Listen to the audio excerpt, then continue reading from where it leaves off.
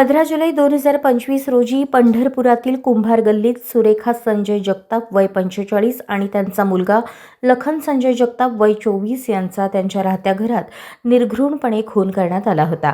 सकाळी उघडकीस आलेल्या या घटनेने परिसरात भीतीचे वातावरण निर्माण झाले होते.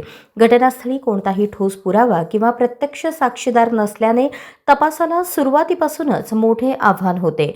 दरम्यान खुनाची माहिती देणारा एक तरुण वारंवार पोलीस ठाण्यात देऊन तपासाची दिशा सांगण्याचा प्रयत्न करत होता.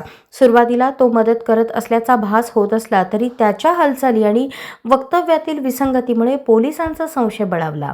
तपास पथकाने तांत्रिक विश्लेषण, mobile call details, location tracking आणि गोपनीय माहितीच्या आधारे तपासाची चक्रे वेगाने फिरवली. संशयितांच्या हालचालीवर गुप्त पाळत ठेवण्यात आली. अखेर पोलिसांनी राजस्थानमधील जोधपूर येथून एक आरोपी ताब्यात घेतला तर अन्य दोघांना पंढरपूरमधून अटक केली. अटक करण्यात आलेल्यांमध्ये एका अल्पवयीन मुलाचाही समावेश असून त्याची रवानगी बालसुधारगृहात करण्यात आली आहे. प्राथमिक तपासात वैयक्तिक हेवेदावे, प्रेम प्रकरण किंवा अनैतिक संबंधातून हा दुहेरी खून झाल्याची शक्यता वर्तवली जात आहे. आरोपींनी गुन्ह्यानंतर पोलिसांची दिशाभूल करण्यासाठी बनावट माहिती देणे, घटनास्थळी गोंधळ निर्माण करणे आणि स्वतःवर संशय येऊ नये म्हणून तपासात सक्रिय असल्याचे नाटक करणे अशा विविध क्लृत्या केल्याचे समोर आले आहे. मात्र पोलिसांच्या संयमित आणि तांत्रिक तपासामुळे अखेर सत्य समोर आले. ही संपूर्ण कारवाई सहाय्यक पोलीस अधीक्षक प्रशांत डगळे यांच्या मार्गदर्शनाखाली करण्यात आली. पोलिसांच्या या यशस्वी कामगिरीचे शहरात कौतुक होत असून प्रकरणाचा पुढील तपास सुरू आहे. 7 महिन्यांनंतर उलगडलेल्या या दुहेरी हत्याकांडाने पंढरपूरकरांना हादरवून सोडले होते. पंढरपूरमध्ये वारीनंतर 16 जुलैला डबल मर्डर झाले होते. एक मुलं आणि आईचा एक मर्डर झाला होता. त्या बंद खोलीमध्ये घरामध्ये तलवारी घेऊन वार केले होते असं ते एक दृश्य होतं. त्याच्यानंतर सतत ह्याच्यामध्ये इन्व्हेस्टिगेशन करतात आलेले आहे. त्याच्यामध्ये टीमवर केलेले आहे. PI पोलीस स्टेशनचं टीम, STPO आणि LCB असं ते सतत एव्हिडन्सेस गोळा करत गेले. खास करून आम्हाला फॉरेन्सिक एव्हिडन्सेस काही भेटले होते.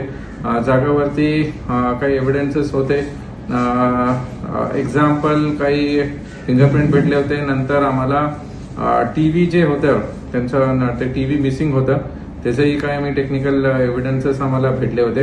नंतर आम्हाला खास करून जे सस्पेक्ट होते त्यांचं आम्हाला संशय होते की आजूबाजूच असतील, जवळचे लोक असतील असा एक डाऊट होता. त्याच्यानंतर आम्ही CDR analysis, tower dump analysis, ते मृतक होता त्यांचा आम्ही पूर्ण डेटा गोळा करून सतत त्याच्यावरती अनालिसिस केले. नंतर आम्हाला एक 5-6 महिन्यानंतर काही इन्फॉर्मेशन भेटलं की काही सोर्सकडून की एकपेक्षा जास्त लोक ह्याच्यामध्ये इन्व्हॉल्व होते. तर आम्हाला डाऊट आला की 3 ते 4 लोक ह्याच्यामध्ये इन्व्हॉल्व होऊ शकतात. नंतर आम्हाला एक संशयित जे वॉचर म्हणून काम केलेले आहे हे मर्डरचा माहिती त्याच्याकडे होता. त्यांना आम्ही इंट्रोगेशन केले. आता एक हे फक्त 7-8 दिवसाचा गॅपमध्ये त्यांना आम्ही इंट्रोगेशन केले. नंतर त्यांना ते टेक्निकल गोष्टी, त्याचा मोबाईल स्पॉटला होता, ते नवीन सिम कधी घेतलं होतं आणि असं काही गोष्टी आम्ही तयार करून त्याला व्यवस्थित इंट्रोगेशन केल्यानंतर ते एक जुविनाईल आरोपी आमचं समोर सगळं कबुली दिला. नंतर त्याचं स्टेटमेंटही झालं. नंतर आम्हाला जे मेन आरोपी होता ते इन्व्हॉल्व होते ते दोन्ही मला चुलत भाऊ आहे. त्यांनी मेन आरोपी प्लॅनिंग केले होते. नंतर ते दोन्ही कसं हे मर्डर केले होते त्याचं माहिती पूर्ण समोर आलं. नंतर आम्हाला त्यांना आता काल आरोपी अटक केलेले आहे 2 आरोपींना आणि जुनियल आरोपी त्याला जुनियल कोर्टात प्रोड्यूस केलेले आहे.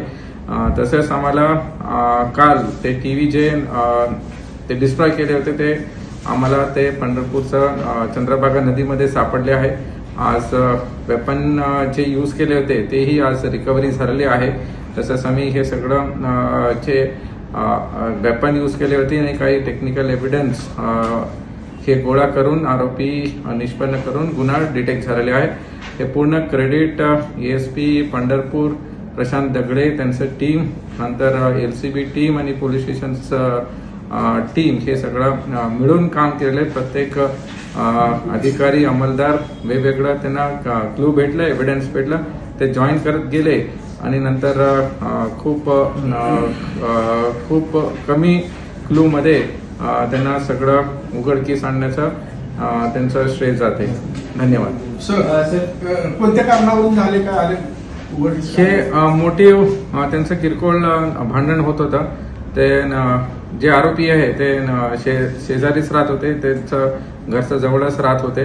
त्यांचं छोट्या छोट्या कारणामध्ये भांडण होते. ते उदाहरणार्थ काही TV जोरात लावत होते असं त्यांचं म्हणणं होतं.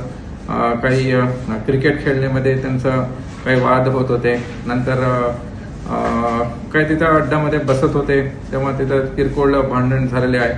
असं कारणामध्ये त्यांचं रोष 2-3 महिन्यापासून वाढले होते आणि ते पूर्ण प्लॅनिंग करून हे सगळं मर्डर केलेले आहे. जमिनीचा काही वाद होता का त्यांचा? नाही, जमिनीचं काही वाद नव्हता. सर हे आरोपी जर घराच्या जवळ होते मग सामान्य कसं काय लागलं?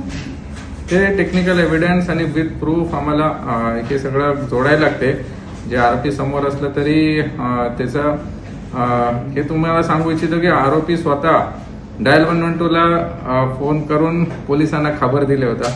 ते एवढं हुशार होतं की ते स्वतः सगळं कृत्य करून नदीमध्ये सगळं एव्हिडन्सेस डिस्ट्रॉय करून परत रिटर्न येऊन घरी आला होता. घरी येऊन काही लोक तिथं जमले, तो स्पॉटला गेला. नंतर तेच काही लोक सांगितले त्याला की तुम्ही फोन करा, पोलिसांना खबर द्या. तर तो स्वतः डायल 112ला फोन केला होता. पोलीस आले होते. ते काही त्याला प्रश्न पण विचारले होते, काही डाऊट पण होता. बट त्यांनी पहिल्यापासून त्यांनी पोलिसांना मिसगाईड केला की हे कारण असू शकतं, असं असू शकतं म्हणून की खूप मिसगाईड झाले होते इन्व्हेस्टिगेशन.